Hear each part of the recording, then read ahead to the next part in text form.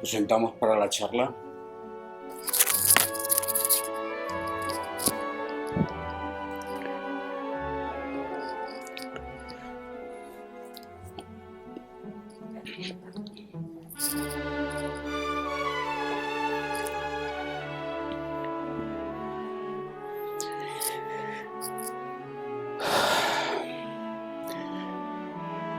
Por favor, Isabel y Inmaculada, si podéis poner el vídeo, mejor.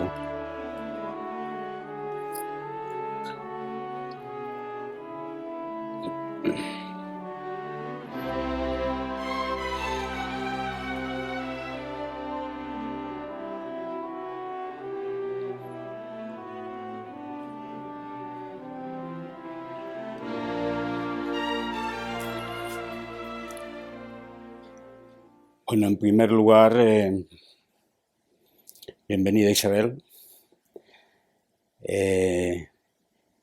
Un par de avisos. Primero, pedir disculpas porque teóricamente tocaba hoy el foro de contemplativos y lo he cambiado a última hora y quizás alguna persona puede estar un poquito confundida. Pero bueno, lo haremos el próximo sábado a las 2, el día 2 a las 4 de la tarde. El segundo es que si alguno conocéis, también como está siendo grabado, también lo escucharán los amigos y amigas del canal de YouTube. Si alguno sabéis de alguien que desee realizar una introducción al Zen, tenéis la oportunidad de poderlo hacer online a través del grupo de Natalia. Natalia, gracias por la oferta. El día 11 de octubre haremos una introducción a las 6 de la tarde desde Galicia, porque en Galicia empieza un nuevo grupo de práctica de Zen que coordinará Natalia. Bien, vamos a empezar hoy con seguir el ciclo que, como sabéis, en torno a un tema intento encontrar un planteamiento transversal entre la sabiduría oriental y occidental. Y el tema que quiero tratar es un tema muy querido para mí, que es la búsqueda y el encuentro de lo femenino. De entrada, a lo mejor al principio de la charla puede pensar que tiene que ver eso con nuestra práctica. Bueno, pues al final acabaremos en qué sentido esto toca profundamente la fibra más importante de nuestra práctica. En la charla pasada citaba un texto del Evangelio de Tomás, de Jesús, que decía: cuando seáis capaces de reducir a la unidad lo masculino y lo femenino, de manera que el macho deje de ser macho y la hembra hembra, entraréis entonces en el reino. Quiero partir de ese esquema, llegaremos a él en su momento, para indicar que, desgraciadamente, a lo largo de los tiempos y debido a el tipo de civilización que ha surgido en los humanos, de un patriarcado existencial acompañado de una misoginia, de una colocar en situación inferior a la mujer y al componente femenino, a lo largo de los siglos esto ha repercutido o ha surgido también del fenómeno religioso. Y esto es así en el budismo, en el judaísmo, en el cristianismo y en el islam, en todas las religiones de Oriente y de Occidente. Y vamos a empezar por ver esto en el budismo, lo veremos luego en el cristianismo a través de lo que ocurrió en la figura de María Magdalena y en el planteamiento que Jesús tenía, y terminaremos con en qué sentido esto influye en nuestra práctica espiritual, no religiosa. En el budismo prácticamente la presencia de lo femenino ha estado ausente durante siglos y siglos. Hay muy pocos textos de la práctica budista en el cual este tema se toque, y la mayor parte de la expresión de cómo ha evolucionado el budismo ha sido a través de los hombres. Hay incluso desde el principio una discusión profunda en torno a si el Buda concedía a la mujer el nivel adecuado en la práctica religiosa. Hay una discusión casi escolástica en torno a que el Buda se resistió a ordenar monjas en el budismo. Esto, bueno, parece ser que es una interpretación, es un texto que ha sido incorporado posteriormente.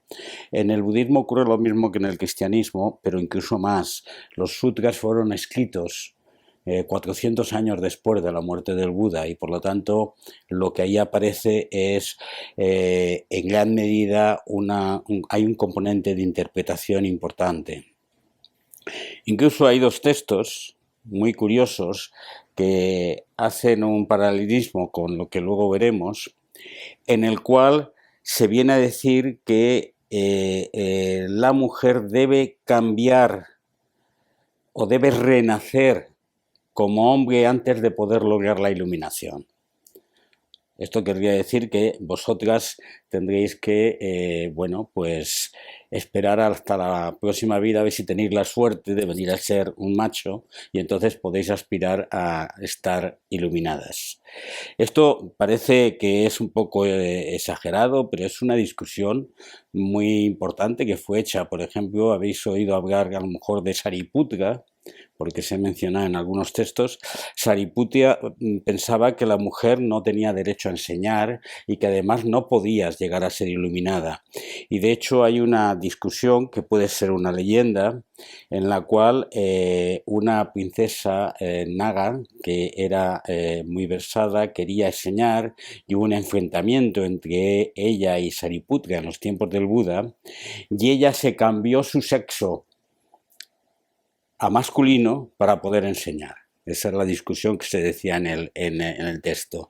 Y hay otra posterior en el cual también una diosa o un bodhisattva femenino discutía con Sariputra y le cambió el sexo a Sariputra, y ella se lo cambió también para ver si Sariputra era capaz de expresarse como mujer.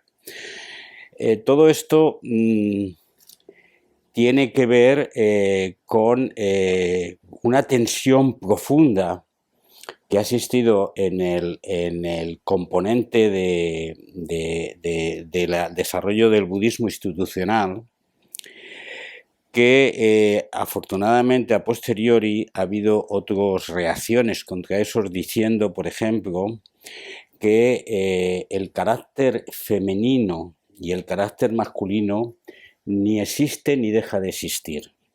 Esto puede entenderse como una expresión coánica, pero lo que viene a decir es que la base de la existencia no es una polarización de género, diciendo también que el Dharma ni es masculino ni es femenino. En el siglo pasado, en el siglo XIX, ha habido, y en el siglo XX ha habido un proceso de reacción en este sentido.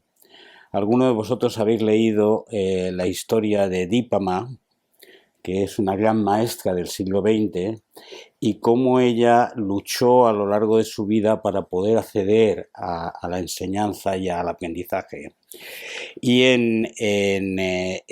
al final del siglo XX hay una combinación exitosa entre el desarrollo del movimiento feminista en América y el crecimiento del budismo. Hay varias autoras que han desarrollado primero la denuncia contra el carácter misógino del budismo institucional y luego una reacción de recuperación sobre la base de un elemento principal. Si los seres son perfectos, si la diferencia es el enemigo de la realidad, no se puede establecer una diferencia de género. Varios autores son, por ejemplo, Diana Paul, por ejemplo, Sandy Boucher, o por ejemplo, Rita Gloss, que particularmente realiza en un libro que se llama Budismo después del patriarcado, primero la denuncia del sexismo, del prejuicio en la práctica religiosa, y luego la recuperación de que los conceptos claves en el budismo son incompatibles con un planteamiento jerárquico de género y con la discriminación contra la mujer. Estos elementos han llevado recientemente a que este tema del budismo y género se convierta en un tema muy desarrollado a lo largo de estos últimos años, y que lleva a la comprensión profunda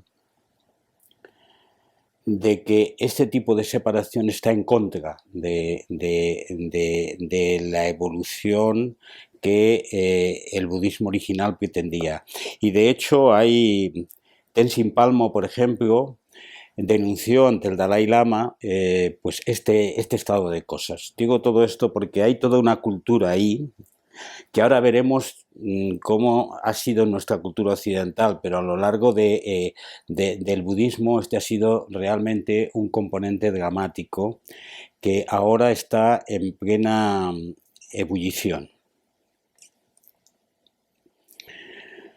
Bueno, pues vayamos a qué es lo que pasa en el cristianismo, que lo conocéis mejor, pero conviene hacer un repaso de esto. Lo primero de todo es que el cristianismo se nutre del judaísmo y se nutre del Antiguo Testamento.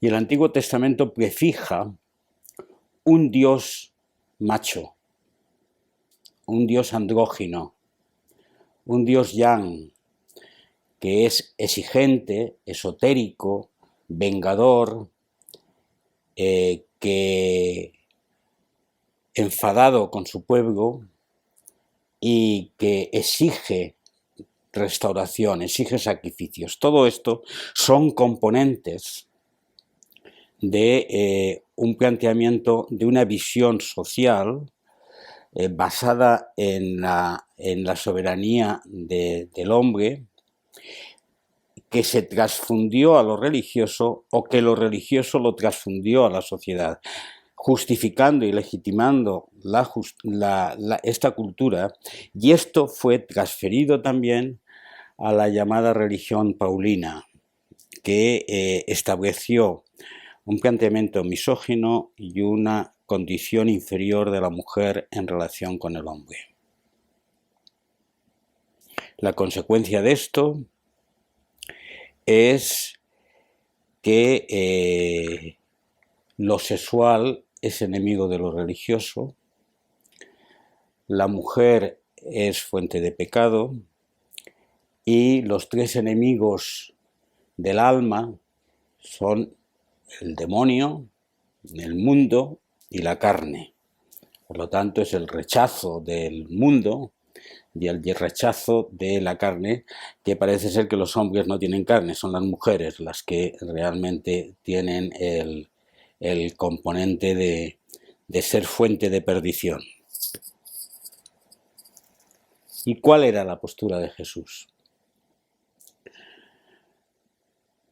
A veces pensamos en Jesús como un componente transhistórico, pero Jesús era judío del siglo I. Y en el siglo I, el componente masculino, machista, soberanía y el planteamiento del Dios del Antiguo Testamento es primigenio. Y hay algo que es fundamental, revolucionario y rompedor en Jesús. En su vida nómada se deja acompañar de mujeres. 3 eran las que caminaban con el Señor: su madre María, la hermana de esta, y Magdalena, quien se designó su compañera. María es en efecto su hermana, su madre y su compañera. Esto viene en el Evangelio de Felipe. Pero no solamente están 3, también estaba Salomé y también estaban otras. Y aquello era en aquel tiempo pues un elemento de gran escándalo, porque implicaba que mujeres que debían estar en sus casas atendiendo a su hogar y a sus familias, salen al campo y se vuelven pordioseras con el maestro, caminando a su lado, no teniendo vínculos en principio de ningún tipo afectivo y además rodeado de otros hombres. Y esto lo permite Jesús en una sociedad donde todo esto está condenado. Por lo tanto, hay un mensaje muy profundo en este sentido. Y hay otro mensaje muy profundo en la figura de María Magdalena. Primero, según los textos apócrifos, era su compañera. Si era su mujer o su esposa es otro tema, pero era su compañera. Segundo, era la primera apóstol, testigo inicial de la resurrección. Y hay un par de textos que no me resisto a citaros relacionados con esto, sobre cómo actuaba en la primera comunidad María. Hay un texto que es son evangelios de María Magdalena, de Tomás, por lo tanto son evangelios apócrifos no reconocidos por la Iglesia, lógicamente, pero que expresan en gran medida de cómo va el tema. Decía, y Marian, ante la duda de los apóstoles, estamos hablando del periodo posterior a que ha desaparecido Jesús, se levantó, los saludó a todos y dijo a sus hermanos, no lloréis y no os entristezcáis. No vaciléis más, pues su gracia descenderá sobre todos nosotros y os protegerá. Antes bien, alabemos su grandeza, pues nos ha preparado y nos ha hecho hombres en sentido de personas. Dicho esto, María convirtió sus corazones al bien y comenzaron a comentar las palabras del Salvador. Aquí aparece la figura de María como la figura central que levanta el movimiento de Jesús en el periodo pospascual. Y esto es totalmente desconocido en toda la historia posterior. O sea, este fenómeno de que es la que entendió realmente el corazón del maestro y que transmitió a la comunidad su mensaje, es un fenómeno rompedor.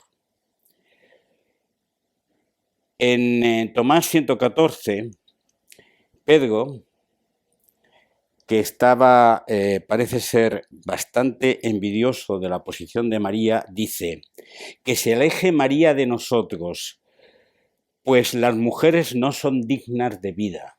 Eso decía Pedro, esto no lo habéis oído a lo mejor otras veces, ¿no?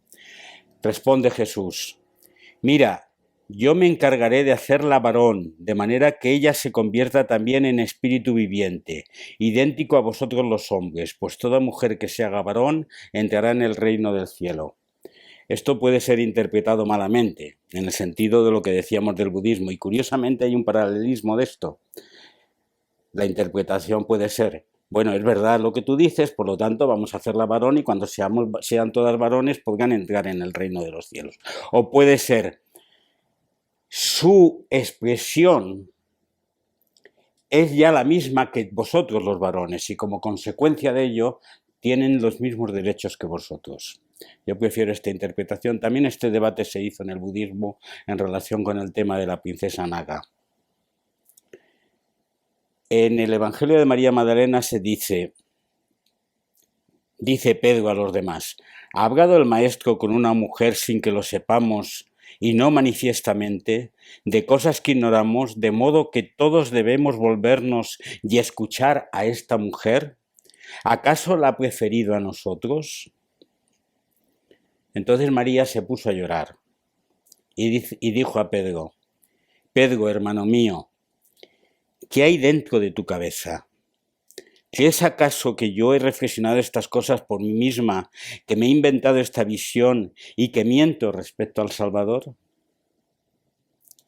Entonces Leví tomó la palabra y dijo: Pedro, siempre fuiste impulsivo. Ahora te veo arremetiendo contra una mujer como hacen nuestros adversarios. Sin embargo, si el Salvador la hizo digna, ¿quién eres tú para rechazarla? Bien cierto es que el Salvador la conoce perfectamente. Por eso la amó más que a nosotros. Más bien arrepintámonos y revistámonos del hombre perfecto en su totalidad. Dejemos arraigar en nosotros y crecer como Él nos lo pidió. Partamos y prediquemos la buena nueva. Este texto explica un elemento central de la confrontación en las primeras comunidades cristianas entre una tendencia igualitaria que es la que Jesús representó y el comienzo del proceso misógino en la institucionalización de la Iglesia, cuyo principal responsable fue Pablo y posteriormente también Pedro, porque en las cartas de Pablo la misoginia aparece de nuevo. La consecuencia de todo esto es que el cristianismo institucional que hemos recibido es el cristianismo helenista, jerárquico, andrógino, misógino y rechazando el componente femenino.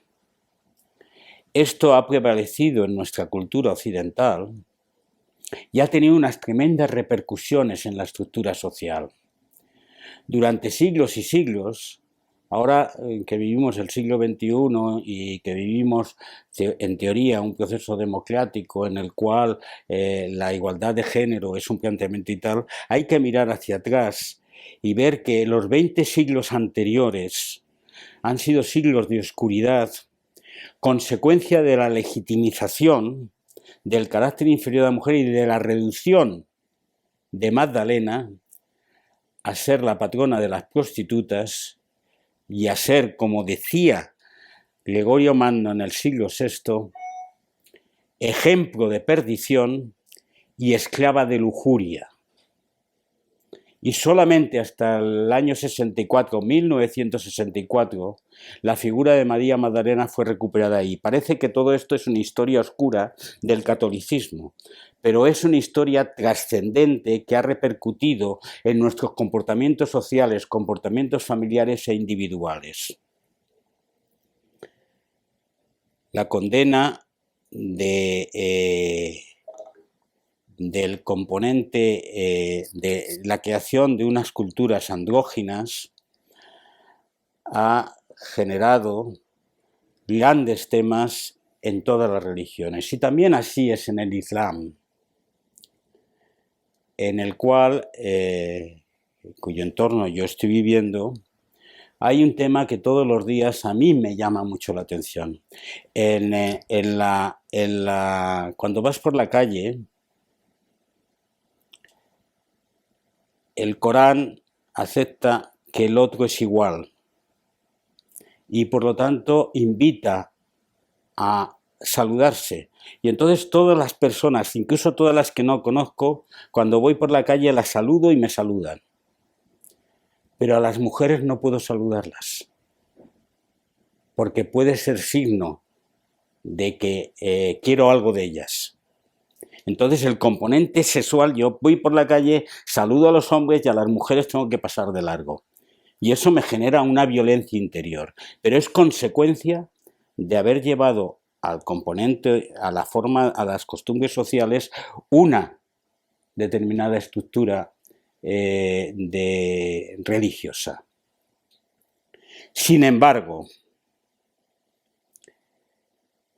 el movimiento que Jesús inició fue cambiar ese dios andrógino, Yan, del Antiguo Testamento, en una dirección yin, ¿qué es lo que predicó? Tolerancia, amor incondicional, igualdad, compasión, compartir todo y sentarse juntos. Todos estos elementos son elementos maternales, son elementos femeninos. Y llamó hacia la transformación interior, cuando decía que el reino está dentro de vosotros y fuera de vosotros. Estaba manifestando que la vivencia del reino es una transformación desde dentro primero y luego hacia afuera. Luego el camino al cual el maestro de Galilea invita es desde el yang ir hacia el yin. Desde la expresión esotérica, la religión esotérica, los componentes macho de expresión por la acción, por la justificación, por los objetivos, por las dinámicas de competencia y de competición, a aceptar al otro, a no sentirse diferente, a sentarse juntos en la misma mesa, a compartir, a acoger, a establecer como elemento de vida el amor entre los seres, la apertura sin fronteras, la aceptación de un mundo en el que todos podamos tener la misma dignidad, la misma capacidad. Hubo una confrontación en el tiempo de Jesús entre una expresión yang y una expresión yin. La expresión yang, demostrada por los rebeldes contra el Imperio Romano que querían imponer un Dios vengador que vendría desde el cielo y a través de la violencia generaría un reino de justificación de Israel en contra de las demás naciones, al planteamiento de Jesús que predicaba que una ética que convirtiera a Israel en la luz de las naciones y en expresión de ese compartir, de ese igualitarismo, de ese comensalismo abierto, de esa aceptación de un amor sin fronteras y sin interés. Esa confrontación que rompía la estructura autoritaria del templo, la estructura autoritaria del imperio, fue la que le llevó a la muerte. Y esa es la esencia del reino. Por lo tanto, y ahí vamos a la última parte de nuestra charla de hoy, ¿qué tiene que ver esto con nuestra práctica?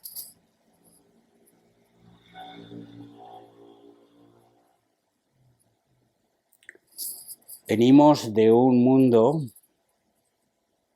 y de una actividad individual donde nos justificamos por la acción,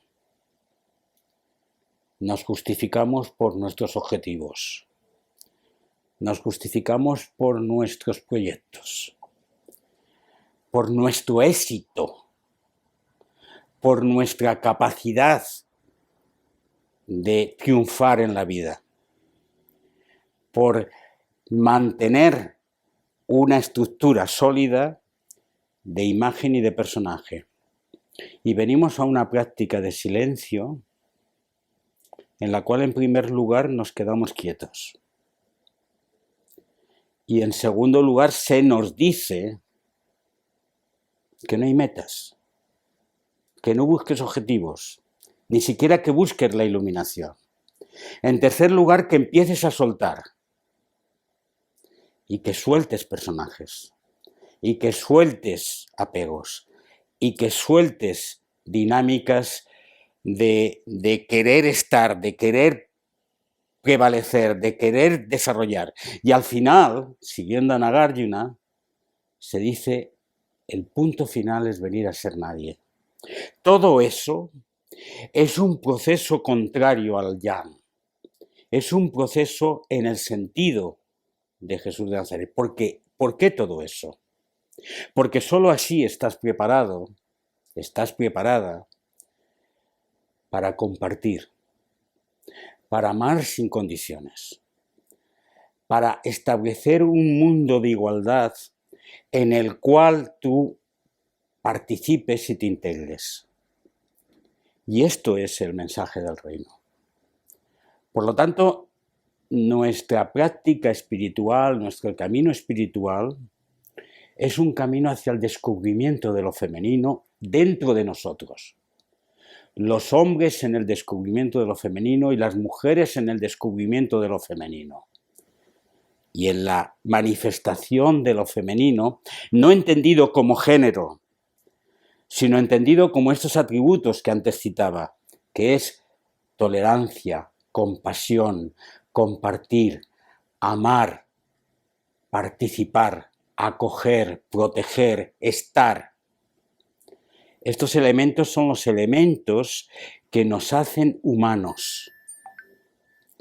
Diríamos que partimos de un momento primitivo de nuestra humanidad en la cual establecíamos la lucha por la supervivencia, por la competencia, por la imposición, y a través de eso generamos estructuras sociales de opresión y de dominación, y venimos a un proceso de transformación que nos permita generar la única humanidad viable, que es la humanidad donde el yin sea soberano, donde la capacidad de participar todos juntos del mismo componente de los bienes que existen es fundamental. Y en ese sentido, esto también trasciende a nuestro comportamiento con la tierra, a nuestro comportamiento con los demás seres, porque este compartir, este respetar, este acoger, este cuidar, lo necesita la tierra, lo necesita todos los seres. Y esto nos vuelve dignos, nos vuelve reales y capaces de poder superar este periodo de crisis en el cual nos encontramos. Por lo tanto, nuestra práctica, lo que hacemos en la meditación, lo que hacemos practicando esto que llamamos Zen, es la práctica del reencuentro del divino femenino en nuestro corazón y fuera de nosotros. Hasta aquí está mi comentario. Hoy sí quisiera daros la palabra si deseáis alguno de vosotros el avanzar en este comentario que hoy decíamos. Sí, Natalia. ¿Puedes darle a...? Hola, ¿me escucháis así? ¿Me oye? Sí, sí, sí. Bueno, buen día a todos. A mí lo que me invita, ¿no? a sentir esto que tú dices es que hay que integrar, ¿no? Siempre tiene que estar integrado lo yin y lo yang, ¿no? Lo femenino y lo masculino. Y quizás pues hay que también poner la atención en no negar, ¿no? Los atributos masculinos. En cuanto a que el impulso del maestro de cambiar la sociedad en la que vivía y puede en cierto modo rebelarse contra el status quo, yo lo concibo como algo llano. Y creo que el problema es que la interpretación que se hizo de ese abrirse hacia el exterior, de ese impulso y de esa fuerza, tiene que salir desde los atributos bien que te acabas de nombrar, pero tiene que haber ese impulso hacia afuera, ¿no? Y que quizás el mundo que hemos de intentar construir va en que ese jam primero sea un germen, un yin, y que de ese germen nazca pues esa fuerza hacia afuera. Nada más, simplemente eso. Pero que tienen que estar las dos cosas. No quedarnos solo en el interior, en el recogimiento, en eso, sino que tiene que haber una fuerza transformadora. Gracias. No aceptar el status quo de una forma femenina, que ahora mismo es lo que está sucediendo con el movimiento feminista un poco, ¿no? Es que se ha dejado, o sea, la mujer empieza cada vez en más lugares del mundo a querer no aceptar simplemente ese lugar para ellas. Ya. Sí, muchas gracias, Natalia, porque yo creo que lo que has dicho complementa algo que yo había omitido, lo daba por obvio, pero es verdad, llevas razón. La cosa no va de que dejemos de hacer, de que dejemos de actuar, de que dejemos de transformar. Y nos metamos en nuestro convento, en nuestra islita, y seamos todos muy yin, muy metidos en como tú dices, actuar desde un corazón abierto y compasivo para la transformación de la sociedad, haciendo una integración de unidad, es de lo que va. Por eso yo empecé el texto con el planteamiento donde hay un equilibrio grande en esto que dice reducir a la unidad lo masculino y lo femenino, de manera que el macho deje de ser macho y la hembra hembra.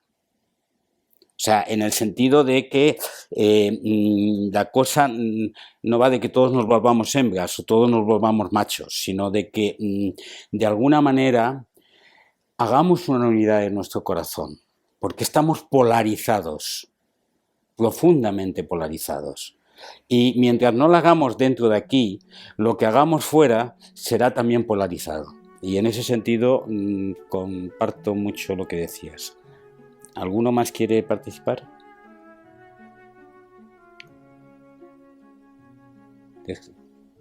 Isabel, ¿quiere decir algo? Sí, gracias, buenos días. Y yo he entendido esta charla como fundamental para lo que se necesita, que es olvidarse de macho y hembra, es que hay en el corazón, y compartir y actuar, que lo demás pues empieza a ser competitivo, empieza a ser Bien. Bueno, pues lo dejamos aquí y seguimos meditando.